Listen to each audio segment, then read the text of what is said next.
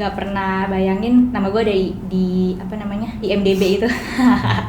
Gue pernah nurunin outstanding proyek gue sampai 15M. Gue sangat bangga dengan anak-anak muda sekarang karena mereka tuh kreatif banget, produktif.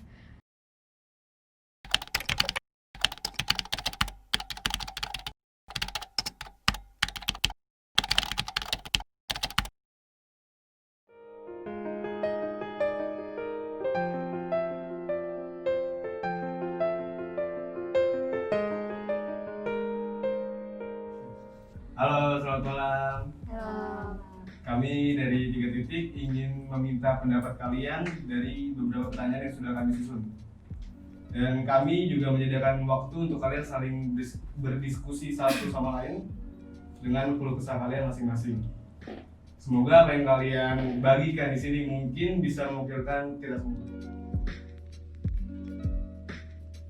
Hai, nama gue Sarah Presley, umur 27 tahun. Pekerja seni atau seniman. Saat ini sedang sibuk di dunia seni peran, lagi ngejalanin satu proyek film. Thank you. Halo, nama gue Firsha, umur gue 20 tahun. Buat saat ini gue kerja sambil kuliah juga di suatu perusahaan lah.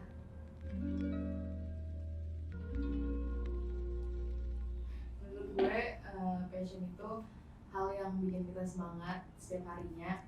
Kalau kita lakuin setiap harinya juga nggak bakal bikin kita bosan atau ngeluh.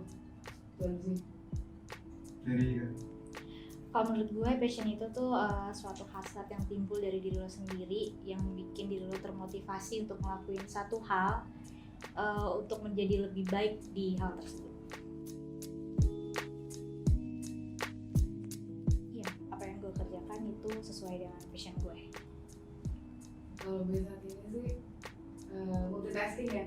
Gue sisi lain gue ngerjain kerjaan gue ya jalanin aja. Sisi lain gue ngejar passion gue juga.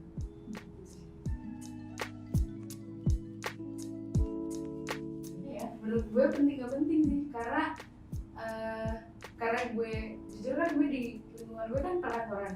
Jadi kalau misalnya di sana gue ngeliat banyak orang yang kerja tuh nggak sesuai sama bidangnya, nggak sesuai sama passionnya. Mungkin karena kondisi atau situasi ekonomi yang gak memungkinkan, jadi mereka mikirnya oh yaudah yang penting gue ada duit gitu, ini gue nyari duit. Jadi menurut gue penting gak pentingnya ya tergantung dari orangnya sendiri sih. Selagi kita masih bisa ngejar passion kita ya kejar aja, karena kan mimpi juga gak ada tenggat waktunya kan. Passion itu penting banget, apapun yang lo lakukan buat gue tuh penting lo temukan passion di dalam itu. Karena emang gak semua orang seberuntung orang-orang yang bisa ngejalanin sesuai passionnya kan. Kayak misalkan gue ngejalanin kerjaan gue karena passion gue di situ, tapi emang ada orang-orang yang karena tuntutan hidup atau keluarganya yang tidak mendukung untuk dia ngejar passion. Mungkin salah satu caranya adalah lo mencari apa yang bisa lo cintai dari apa yang lo kerjakan gitu. Jadi lo cari hal itu untuk dijadikan passion dalam pekerjaan lo. Enggak sih, sama sekali enggak, karena tadi kan gue udah bilang apa yang gue kerjakan adalah sesuai dengan passion gue. Jadi walaupun ada beban gitu sama yang gue kerjakan sekarang, tapi karena passion itu tadi, jadi lebih enjoy aja ngejalanin bebannya. Stresnya tuh lebih bisa di manage lah gitu, bisa diatasin. Nggak sampai yang takut buat menghadapi hari esok, nggak sampai takut ngadepin hari Senin, nggak sih. Jadi lebih relax. Gue nggak terpaksa karena gue sendiri yang mau. Jadi enak gak enaknya ya gue telan sendiri, kasarnya sih gitu. Self healing gue sih simple ya, paling sekedar cuma me time, terus yoga, karena kan kita sama kuliah jadi daring, dari kuliah tuh daring. Terus konseling paling ngebantu gue karena gue kan multitasking banget ya, dan konseling itu tempat teraman gue bercerita. Jadi gue bisa cerita masalah pribadi gue, masalah perkantoran, masalah kerjaan, masalah kuliah, keluarga, dan yang lain-lainnya. Jadi menurut gue tempat teraman gue itu ya konseling, dan dengan gue cerita itu bikin gue keluar dari obrolan gue. Kalau gue karena sekarang gelutin seni peran ya, justru yang lucunya adalah kerjaan gue itu adalah tempat gue self healing gitu. Kesibukan gue itu adalah waktu gue untuk self healing. Dulu awal-awal gue baru mulai banget gelutin seni peran itu, gue lagi di masa down, terus kayak apa ya, nggak puas gitu sama kehidupan. Ketika gue jadi bekerja gitu kan, gue menjadi karakter yang beda. Gue kayak punya tempat pelarian dalam hidup untuk menjadi orang yang berbeda, untuk menjalani kehidupan yang berbeda itu awalnya. Jadi dengan berjalannya waktu, gue malah jadi dapat ilmu-ilmu yang baru, teknik-teknik yang baru. Itu sih, jadi kayak kalau gue nggak kerja, malah gue nggak punya waktu self healing gue gitu. Gue yang pasti ketemu sama orang-orang hebat di bidangnya, bisa bermain dengan pemain-pemain senior, bisa ada di project-project yang ibaratnya bonafit lah. Dan yang paling gue gak pernah bayangin, nama gue ada di apa namanya, di MDB itu. Bisa ada di situ, dan itulah pengalaman luar biasa, ilmu luar biasa dari orang-orang hebat yang bisa gue dapetin. Itu yang menurut gue udah apa ya, nggak pernah gue terbayangkan sebelumnya gitu kan. Itu pengalaman terhebat. Kalau gue mungkin karena gue karena gue udah korporat ya, jadi gue kayak lebih spesifiknya ke pencapaian gue di kinerja gue ya. Jadi kalau gue sih pencapaian terbesar gue pernah nurunin outstanding proyek gue sampai 15M, dan itu ujungnya tuh bikin gue dibutuhin sama proyek itu. Even gue udah pindah, gue tetap kadang masih suka terseret proyek itu, dan sampai sekarang gue masih nggak percaya sih gue bisa melakukan hal itu.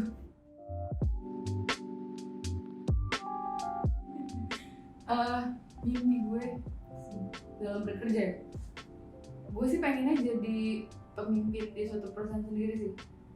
Maksudnya jadi pemimpin di suatu perusahaan, karena emang mimpi gue kan awalnya pengen punya perusahaan sendiri. Jadi ya mungkin ke arah situ, karena kan emang gak selamanya juga gue harus jadi udah korporat atau semacamnya lah. Pengen lah bisa mimpin suatu perusahaan. Even maksudnya sekecil apapun usaha lo itu kan tetap lo sendiri kan bosnya. Ya itu sih.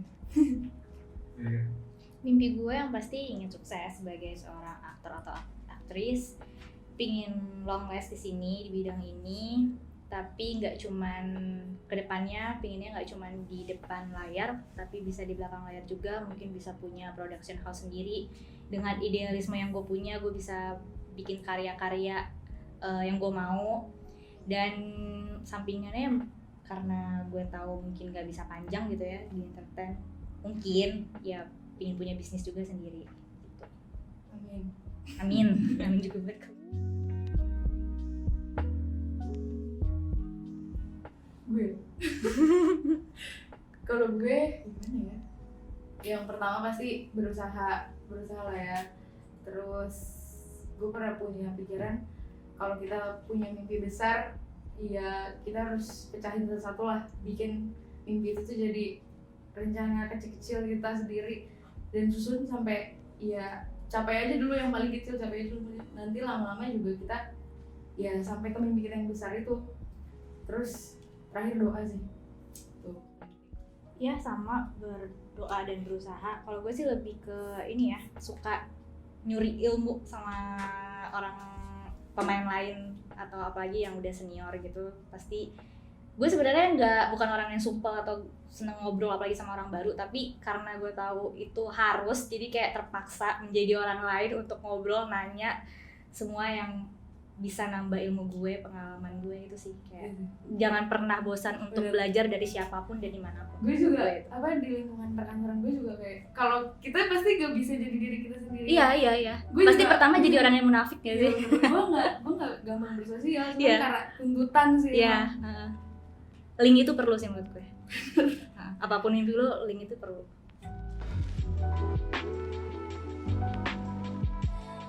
Jadi kadang juga gak tahu ya, karena gue masih umur segini coy. Gue paling ya buat hidup gue sekarang paling gue nyari ya happiness sih. kebahagiaan dari diri gue sendiri terutama, terus kebahagiaan dari orang gue sayangin, dari kebahagiaan orang lingkungan sekitar gue, karena kan kalau lingkungan gue kan pasti ngebawa aura positif juga ke gue kan, sama apa ya, sama ilmu sih, benar kata Kak Sarah tadi. Kalau kita harus benar-benar nyuri ilmu sih. Yang dikejar yang pertama pengembangan diri kalau gue, terus yang kedua kamu munafik pasti duit, yang ketiga popularitas. Kalau dibilang gue kan itu hal yang perlu dan penting ya kan, karena kedepannya ya yang gue bilang tadi pasti ada mimpi-mimpi yang mau gue set, yang mau gue capai, dan ya kita perlu materi untuk mewujudkan itu semua.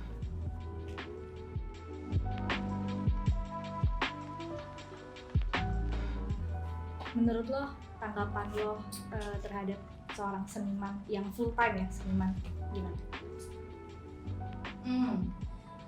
Gue mikirnya mereka public figure yang pasti mempengaruhi banyak orang, maksudnya mempengaruhi masyarakat. Tanggapan gue soal mereka sih gak ada ya, kecuali orang yang emang seniman yang gak jelas gitu loh, maksudnya seniman yang cuman cari apa sih, cuman cari masalah biar tenar gitu. Kan ada seniman yang itu kayak kayak bukan seniman kayak disebutnya, ada yang suka pansos-pansos. Itu kalau gue sih, kalau itu udah buruk sih kalau kesannya. Cuman kalau seniman yang emang full time gitu, gue respect sama mereka karena mereka trying to be someone yang bisa disukain sama orang lain. Walaupun itu susah, ya nggak sih?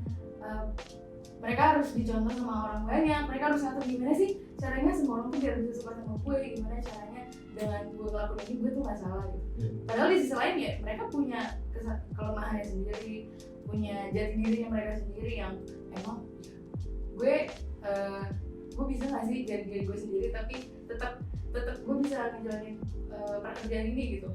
Jadi ya respect sih, gitu aja sih. Tapi ini menarik nih, yang lo bilang tadi orang-orang yang cari sensasi. Tapi kan pada kenyataan sekarang kita lihat mereka yang lebih terkenal ya. Bisa diundang di mana-mana, duitnya lebih banyak. Nah, lo sebagai orang di luar seni, misalkan nanti sampai lo punya bisnis yang lo bilang ini, lo kan pasti pingin bisnis lo tuh maju dong. Kayak cari ambasadornya atau endorse orang-orang yang terkenal dengan jumlah follower banyak. Apakah lo mau menggunakan yang orang-orang seperti itu, yang penting kuantitasnya, atau lo tetap idealisme untuk nge-hire seniman-seniman yang kualitasnya udah pasti walaupun dia nggak punya follower banyak dan dia nggak terkenal? Kalau gue sih dari sisi gue mikir ya gue nggak bakal ngasih kesempatan mereka buat jadi brand ambassador gue, karena pasti branding gue bakal turun sih. Pertama itu, kedua karena kan kalau misalnya branding kita turun, orang-orang ngeliat citra dari brand gue kayak, oh ini brand ambassadornya yang pansos itu ya, yang digerebek di rumah orang itu ya kan.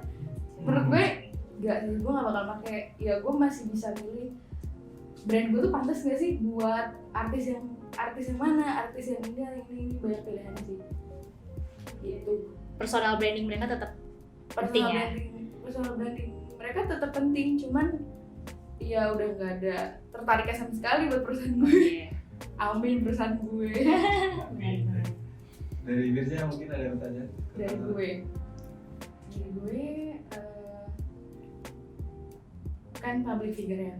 Apa sih yang memotivasi Kak Sarah buat jadi artis? Mungkin gue lebih nyaman dibilang aktris kali ya. Artis tuh kayak lebih luas, jadi yang penting lo di TV jadi artis gitu kan. Aktris. Kalau di kita kan pengertiannya kayak gitu. Kalau gue karena ya itu sih hobi.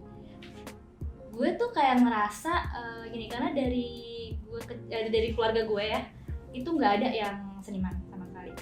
Semuanya tabu lah buat mereka. Pokoknya ngantor gitu, yang jadi sarjana terus kerja kantoran. Tapi gue dari kecil dengan lingkungan gue yang nggak ada membimbing gue jadi seniman, entah kenapa gue cinta banget gitu sama bidang itu. Terus sampai gue sempat juga kok magang, terus sempat di kantor startup, kerjanya malah nyantai banget. Tapi gue setiap waktu itu gue ngambil finance kan, tapi setiap gue kerja di belakang meja di depan monitor, gue ngerasa ini bukan gue banget nih. Ini bukan gue banget nih. Apalagi finance ya. Iya, setiap gue perjalanan pulang di bus kayak gila, gue nggak mau ngabisin hidup gue kerja kayak gini, habis itu uang gue habis buat cicilan, udah gitu terus gue sampai tua, gue tuh nggak mau gitu loh. Terus ya udah gue kayak nekat aja. Gue bilang ke orang tua gue waktu itu kayak kasih ultimatum gue setahun, kalau setahun gue nggak ada hasilnya sama sekali, oke gue mau nggak mau gue ngantor gitu. Alhamdulillah ada hasilnya gitu kan dalam waktu setahun itu. Jadi makin sini gue jadi makin mikir kayaknya gue terakhir untuk ini deh kayaknya.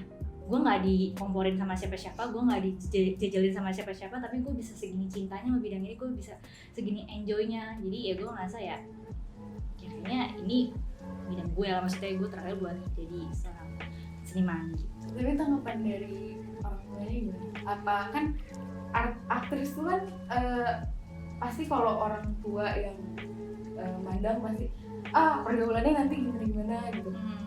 Kalau dari mereka gimana? Yang pasti pertama-tama gak didukung itu jelas, didukung nyokap doang sih kayak yang didukung. Itu kalau misalkan ngumpul sama keluarga besar juga kayak mungkin sampai sekarang masih dianggap sebelah mata kali ya, tahu banget lah. Tapi kalau untuk pergaulan yang pertama gue sih enjoy aja sih, gue merupakan orang yang bodo amatan sebenarnya. Yang penting gue nggak nyusahin orang lain gitu kan. Ya kalau untuk pergaulan mereka tahu gue gimana, gue bukan orang yang setiap hari harus keluar rumah. Gue lebih suka di kamar doang main sama kucing, jadi mereka tuh yang lebih ya udah. Dan gue juga kerja kan, oh ada hasilnya, gue ternyata ada di sini gitu kan, gue ternyata ngasilin ini. Jadi yang penting bisa bawa nama baik orang tua, bawa nama baik keluarga gitu. Ada lagi? Apa ya tadi gue mau nanya? Oh, gimana cara lo nge-set goal ke depan dalam segi finansial lo dan karir, jenjang karir? Kalau finansial sih gue belum mikir panjang ya, karena buat sekarang gue kerja itu juga karena gue sempat mundurin diri dari kampus gue sebelumnya. Dan sekarang gue pindah dan itu kan butuh biaya yang gede. Sebenarnya bisa aja minta, cuman gue sendiri kayak nyadar apa masih pantas gue minta gitu. Akhirnya ya udah gue bayar kuliah sendiri. Jadi untuk finansial kedepannya gitu gue belum mikir panjang sih. Cukup yang di depan gue jalanin gitu. Yang penting jangan ada kredit gitu. Iya itu fix banget. Terus apa lagi tadi? Jenjang karir. Oh, jenjang karir. Ya kalau misalnya ada kesempatan buat S2 di luar gitu, gue pengen sih S2 di luar. Balik ke sini ya bikin perusahaan sendiri. Kalau misalnya gue nggak bisa bikin perusahaan sendiri ya seenggaknya gue jadi direksi lah. Amin. Ini tuh pertanyaan paling susah ya. Gue bingung sih. Kalau lo seniman lo mau di bidang apa? Misalkan ngelukis kah, nari kah, nyanyi kah? Kalau gue jadi di posisinya Kak Sarah gitu kan, dia kan aktris ya. Mungkin gue kayak karena aktris itu public figure, yang gue bilang tadi dia juga bisa nge-influence orang. Mungkin gue bakal bawa, maksudnya spread positivity, terus kayak ningkatin awareness about mental health dan yang lain. Jatuh ke aktivis nggak sih? Enggak kan ya? Enggak kan? Maksudnya ya karena dia punya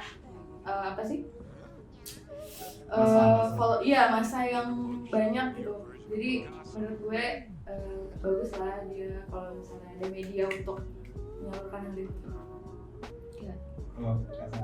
Kalau gue seorang karyawan, yang pasti kan pendapatan tetap tuh ya, income datang mulu.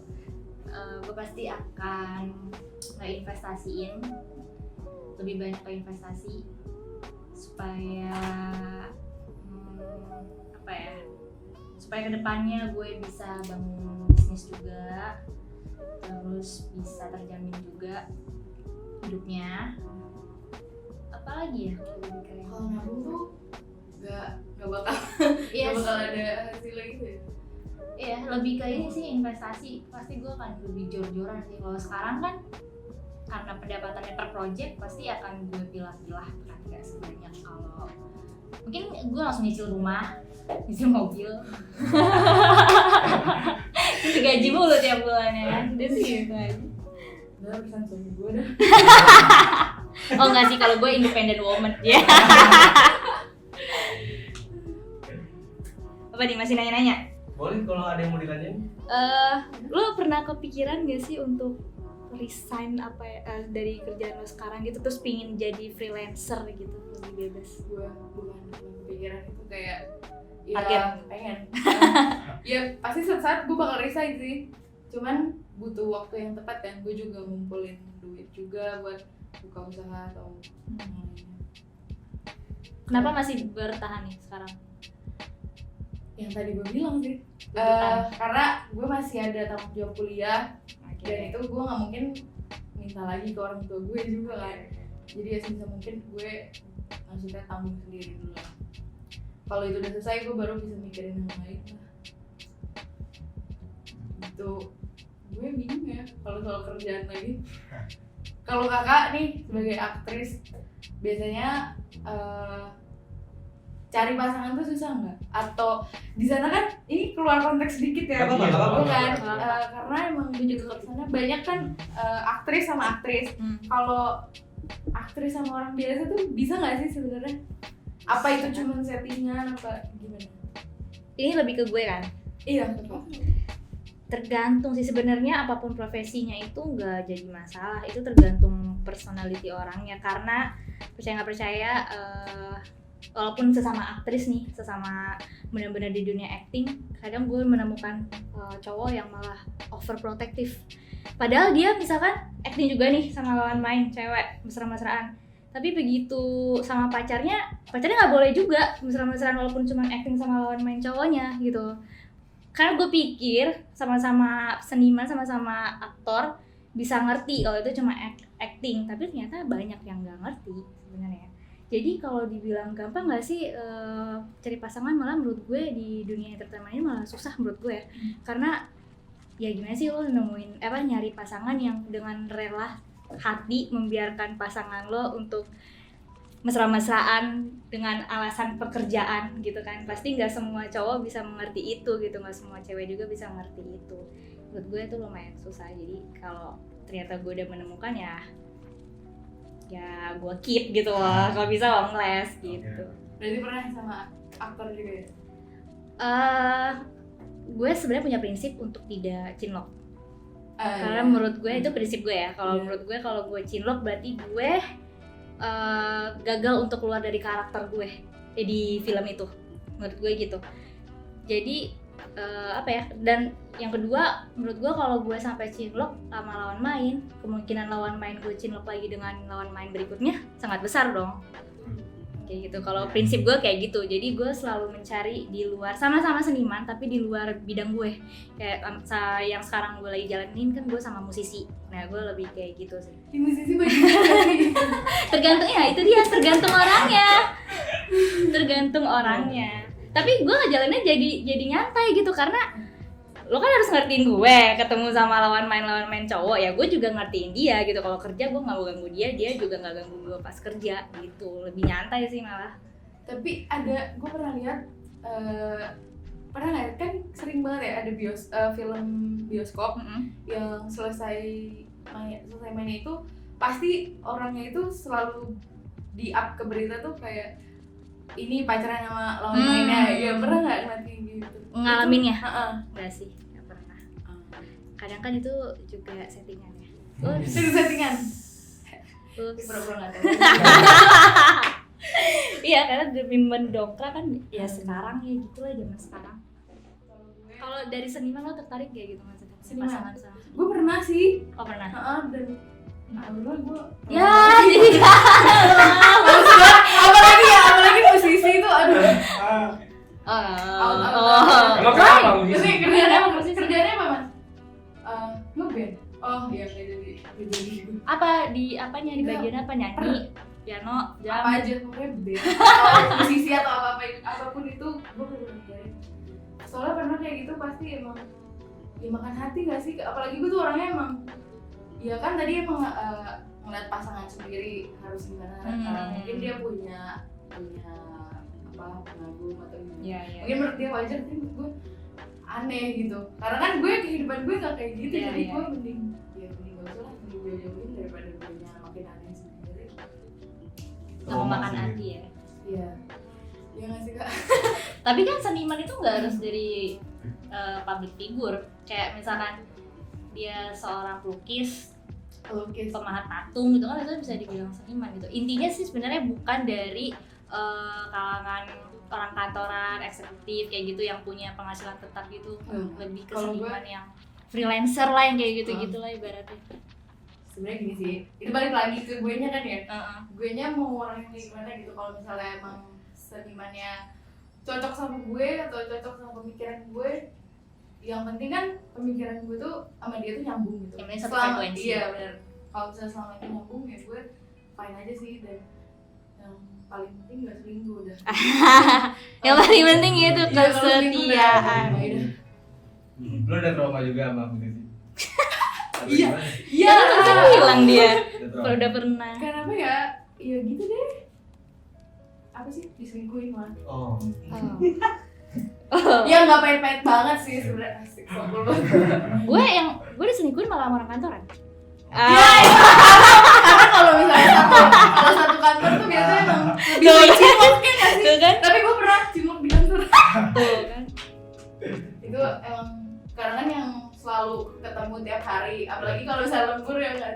Pulang jam berapa belum pulang, jadi gue temenin dia. Itu paling sering kayak gitu.